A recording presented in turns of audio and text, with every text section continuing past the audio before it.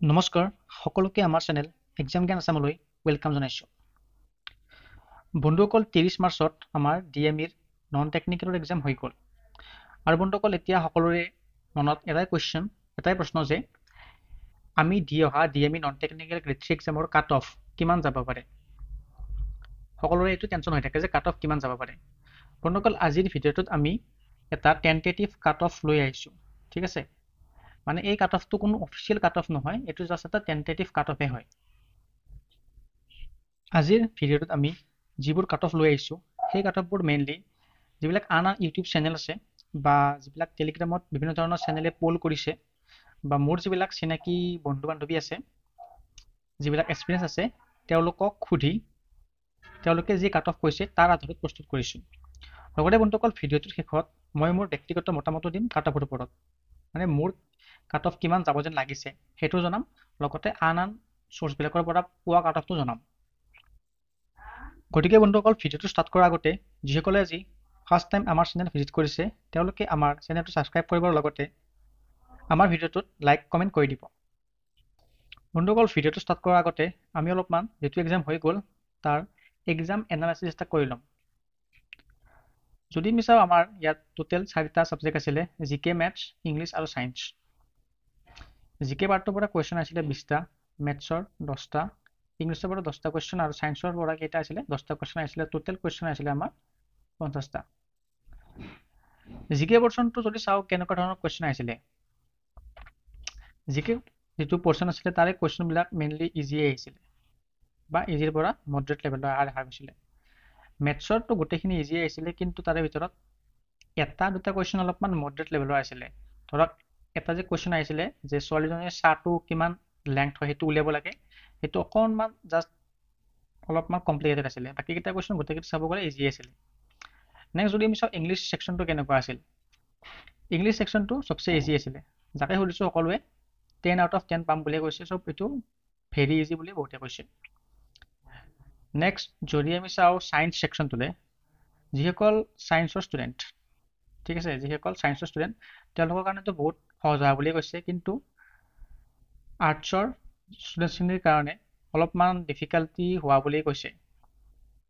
ঠিক আছে, যি নহওক আমি আগবাঢ়িছোঁ আমাৰ কাট অফটোলৈ। বন্ধুসকল এইখন হৈছে আমি বিভিন্ন ধৰণৰ আদাৰ চ'ৰ্চবিলাক চাই কোৱা কাট অফ লিষ্টখন। ইয়াতে যদি আমি চাওঁ যিটো জেনেৰেল কেটেগৰী আছে তেওঁলোকৰ যিটো আনুমানিক কাট অফ সেইটো 92ৰ পৰা 96ৰ ভিতৰত থাকিব বুলি এটা অনুমান কৰা হৈছে। নেক্সট যদি আমি চাওঁ OBC কেটেগৰী, OBCৰ যিটো কাট অফ সেইটো ধৰক 90ৰ পৰা 94, মানে যিবিলাক আমি আন পোল চাইছোঁ বা যিবিলাক আন চেনেলৰ মতামত বা যিবিলাক আমাৰ চিনাকি ষ্টুডেণ্টছ আছে তেওঁলোকৰ লগত কথা বতৰা পাতি আমি এইখিনি কথা গম পাইছোঁ। নেক্সট আমি যদি চাওঁ যিবিলাক SC ষ্টুডেণ্ট অলপমান জাষ্ট কম যাব বুলি কৈছে তেওঁলোকে 88ৰ পৰা 92। লাষ্টত যদি আমি চাওঁ ST বা আন যিবিলাক কেটেগৰী আছে, টি ট্ৰাইব হওক বা আন যিমান কেটেগৰী আছে, ST প্লাছ আদাৰ বুলি মই লিখিব পাৰোঁ, ST প্লাছ আদাৰ, তেওঁবিলাকৰ যদি কাট অফ চাওঁ সেইটো কোৱা মতে 84 প্লাছ যাব বুলি অনুমান কৰা গৈছে। তো এইখিনি হৈছে কাট অফ। নেক্সট মই বন্ধুসকল মোৰ অপিনিয়ন জনাম, মোৰ মতামত জনাম যে মোৰ মতে কাট অফ কিমান যাব লাগে।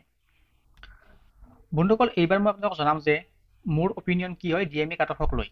ঠিক আছে, আমি অলৰেডি যিখন কাট অফ মানে আপোনালোকক ক'লোঁ সেইখন হৈছে আদাৰ চ'ৰ্চৰ পৰা পোৱা কাট অফ, ঠিক আছে।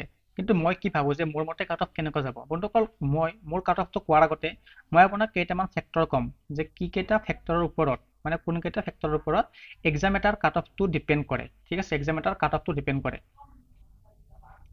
যদি আমি চাওঁ সেই ফেক্টৰকেইটা কি কি হ'ব পাৰে। বন্ধুসকল প্ৰথম ফেক্টৰটো হ'ব যে পোষ্ট কিমান আছিলে, ঠিক আছিলে। যদি আমি চাওঁ আমাৰ পোষ্ট 2000 মানে ইয়াৰ যিটো আগৰ এক্সাম হৈছিলে 2025ৰ আগৰ এক্সাম যেতিয়া হৈছিলে তাত যদি চাওঁ পোষ্ট যথেষ্ট সংখ্যক আছিলে। লাষ্ট ইয়াৰ যদি চাওঁ আমি পোষ্ট মানে লাষ্ট যেতিয়া আমাৰ ডিএমই এক্সাম হৈছিলে তাত যদি চাওঁ পোষ্ট আছিলে বহুত, মানে প্ৰায় ধৰক 2700 মান পোষ্ট আছিলে লাষ্ট ইয়াৰ, লাষ্ট এক্সামত ইমানমান আছিলে। কিন্তু যদি আমি চাওঁ এইবাৰ পোষ্ট বহুত কম আৰু এইবাৰ পোষ্ট কিমান হৈছে, এইবাৰ যদি চাওঁ আমি পোষ্ট বেছি নাই, ধৰক 650 মানৰ আশে পাশে পোষ্ট আছে। চ' পোষ্ট চাওক কিমান কমি গৈছে, ধৰক 4 গুণ মান পোষ্ট কমিয়ে গৈছে। ঠিক আছে, এইটোতে আমাৰ ফেক্টৰ হৈ গ'ল। নেক্সট আমি চাম কুৱেশ্যনৰ পেপাৰৰ লেভেল কেনেকুৱা আছিলে, কুৱেশ্যন পেপাৰৰ লেভেলটো কেনেকুৱা আছিলে। বন্ধুসকল কুৱেশ্যন পেপাৰৰ লেভেল DMEত এজ এক্সপেক্টেড আছিলে, মানে আগৰ যিবিলাক কুৱেশ্যন পেপাৰ আছিল ঠিক তেনেকুৱা কুৱেশ্যনে আহিছে, মানে কি ইজিৰ পৰা মডাৰেট আহিছে। ঠিক আছে, মানে কোনো ধৰণৰ টান কুৱেশ্যন বা বহুত বেলেগ বেলেগ ধৰণৰ কুৱেশ্যন কিবা কিবি অহা নাই আৰু, মানে এজ এক্সপেক্টেড কুৱেশ্যনে আহিছে। তো এইটো আমাৰ নৰ্মেল থাকিলে। নেক্সট আমি চাওঁ থাৰ্ড ফেক্টৰটো কি আছে, কম্পিটিশ্যন কিমান। বন্ধুসকল কম্পিটিশ্যনৰ কথা ক'ব নালাগে, এইটো সদায় বহুত বেছি হাই থাকে, কম্পিটিশ্যন সদায় হাই, মানে যিমান টাইম যাই থাকিব সিমানে কম্পিটিশ্যন বহুত বহুত বেছি হাই হৈ থাকিব। আপোনালোকে ইয়াৰ আগৰ এক্সাম যে আছিলে ADR 2.0 তাত হয়তো গমেই পাইছে যে কাট অফ কেনেকুৱা ভয়ংকৰ লেভেলত গৈছে, মানে কি আজিকালি সকলোৱে পঢ়ে, নপঢ়া ল'ৰা ছোৱালী নাই। চ' কাট অফ কি হয়, কম্পিটিশ্যন বহুত বহুত বেছি হাই হৈ যায়। এতিয়া আমি চাম লাষ্ট ইয়াৰৰ কাট অফ কিমান আছিল। বন্ধুসকল লাষ্ট ইয়াৰৰ কাট অফ কিমান আছিল বুলি ক'লে বহুত এনেকুৱা ষ্টুডেণ্টো আছে যিয়ে নেকি কৈছে যে মই 48 কৰিছোঁ, মই 47 কৰিছোঁ, তথাপিও মোৰ নাম কাট অফ লিষ্টত অহা নাই, মানে ইমানখিনি কৰিও নাম অহা নাই। চ' ডেফিনেটলি কাট অফ হয়তো ইয়াতকৈ বেছি গৈছে, সেইটোৱে বুজিব যদি তেখেতৰ নাম অহা নাই তাৰমানে কি কাট অফ ইয়াতকৈ বেছিয়ে গৈছে। ঠিক আছে বন্ধুসকল, দেৰি নকৰি মই মোৰ ব্যক্তিগত মতামতটো আগবঢ়াম যে মোৰ মতে কাট অফ কেটেগৰী ৱাইজ কিমান যাব লাগে। তো বন্ধুসকল মোৰ অপিনিয়নত যিবিলাক জেনেৰেল কাষ্টৰ এক্সপিৰিয়েঞ্চ আছে তেওঁলোকৰ কাট অফ মিনিমাম কৈছোঁ মই 94+ পাবই লাগিব। মানে এজন যদি ষ্টুডেণ্ট হয় যেনেকৈ জেনেৰেল কাষ্ট তেখেতে এটলিষ্ট মিনিমাম 94 পাবই লাগিব মোৰ মতে এইটো। ঠিক আছে, নেক্সট আমি চাম OBC কেটেগৰী। জেনেৰেল OBC বৰ বেছি এটা ৰেফাৰেঞ্চ নাই, মানে জেনেৰেলৰ যিমান যায় প্ৰায় সিমানে যায়। চ' আমি জেনেৰেলত ধৰি ল'ম যে 94 যাব। ঠিক আছে, 94+ এটলিষ্ট ইমানখিনি পাবই লাগিব মিনিমাম, যিমান বেছি পায় সিমানে ভাল, কিন্তু মিনিমাম কৈছোঁ আমি এইখিনি।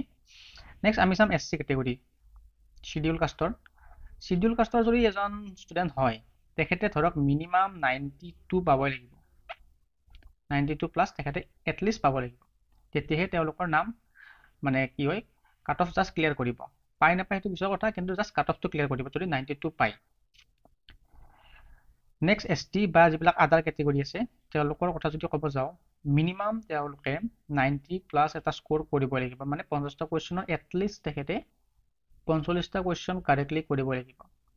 অ'কে, যদি বন্ধুসকল আপুনি এইখিনি কাট অফ ক্লিয়াৰ কৰিছে তেতিয়াহ'লে আপুনি কি কৰিব, নেক্সট যিটো ষ্টেজ আছে, নেক্সট ষ্টেজটো কি আছিলে, ADR যেনেকুৱাকৈ স্কিল টেষ্ট হয় ঠিক তেনেকৈ নেক্সট ষ্টেজৰ কাৰণে আপোনালোকে কম্পিউটাৰ টেষ্ট হ'ব চাগে, সেইটোৰ কাৰণে আপোনালোকে প্ৰস্তুতি চলাব। ঠিক আছে বন্ধুসকল, আমাৰ ভিডিঅ'টো এইখিনিতে আমি শেষ কৰিছোঁ। লগতে যাৰ যাৰ এক্সাম ভাল হৈছে, যিবিলাকে মানে ভাবিছে যে কাট অফ ক্লিয়াৰ কৰিমেই মই, ঠিক আছে মই 98 100 পাম, 96 পাম, তেওঁলোকক মোৰ ফালৰ পৰা বেষ্ট অফ লাক থাকিল। তো সকলোৱে স্কিল টেষ্টৰ কাৰণে প্ৰিপেয়াৰ কৰক। ঠিক আছে বন্ধুসকল, আমাৰ ভিডিঅ'টো আজি ইয়াতে সামৰণি মাৰিছোঁ।